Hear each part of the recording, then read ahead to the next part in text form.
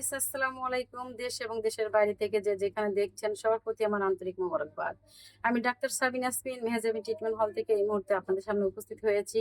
ছেলেদের testosterone hormone লেভেলটি কিভাবে কমতে শুরু করে সে সম্পর্কে উপস্থাপন করার জন্য। ছেলেদের ৩০ বছর বয়স হয়ে গেলে 1% টেস্টোস্টেরন হরমোন লেভেলটি কমতে শুরু করে। এটি একটি নরমাল ব্যাপার হলেও যদি এটি ৩০০ ন্যানোগ্রাম বা ডেসিলিটার কমতে শুরু করে তো সেক্ষেত্রে এটি একটি সমস্যা ধীরে ধীরে বাড়তে থাকে। এটি দুটি সময় ভিন্নভাবে টেস্ট করা হলে যদি একই রেজাল্ট হয় তাহলে এটি টেস্টোস্টেরন হরমোন লেভেলটি কম আকারে ধরা হয়।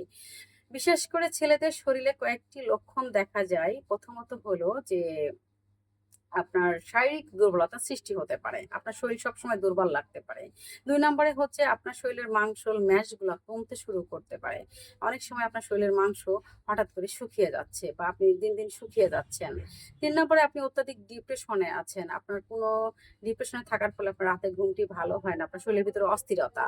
৪ নাম্বার হচ্ছে আপনি কোনো কাজে মনোযোগ হতে পারছেন না। আপনার সবসময় সব কাজেই অমনোযোগী এবং খিটখিটে মেজাজ। ৪ নম্বর হলো যে আপনার ইরিবিলিটি অর্থাৎ এটি এমন একটি বিষয় যে আপনার পার্শ্ববর্তী লোকজন এটি অনুভব করে। যেমন আপনার কারোর কোনো ভুল হয়নি, যেকোনো কাজে আপনি ভুল না দেখেও হঠাৎ করে চড়াৎ করে তার উপরে রেগে যান এবং তারপরে অবাঞ্ছিত বা অনাকাঙ্ক্ষিত আ উগ্র রাগ তার উপরে চড়া হয়ে পড়েন। হঠাৎ করে আপনি কি কারণে রেগে গেছেন নিজেও ঠিক মতন বলতে পারেন না। অর্থাৎ আপনার মেমোরি লস হওয়া শুরু করতে পারে। তো সম্মানিত গাইজ যারা ৩০ বছর পার করেছেন বা যাদের লেভেলটি কমতে শুরু করেছে তারা অবশ্যই আপনাদের এইসব লক্ষণগুলো খেয়াল করবেন এবং নিজেদের সঠিক সময় সঠিক চিকিৎসা নেওয়ার চেষ্টা করবেন। ধন্যবাদ আপনাদের সবাইকে।